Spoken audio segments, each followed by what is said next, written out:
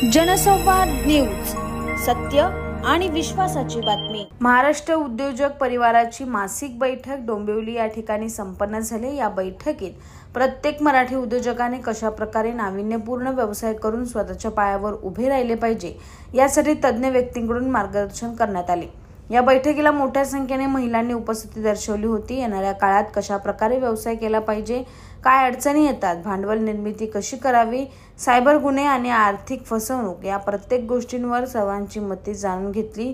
त्यावर मंगेश शेळके यांनी मार्गदर्शन केलं। तसंच रुपेश तळेले यांनी सुद्धा विशेष उपस्थित राहून सायबर गुन्हे आणि आर्थिक फसवणूक यावर सखोल मार्गदर्शन केलं।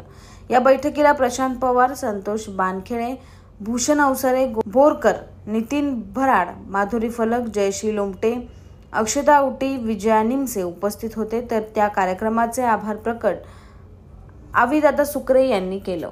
जनसंवाद न्यूज, सत्य आणि विश्वासाची बातमी। आजच सबस्क्राइब करून बेल आयकॉनला क्लिक करा आणि पहा ताज्या घडामोडींचा अचूक अंदाज आपल्या मोबाईलवर।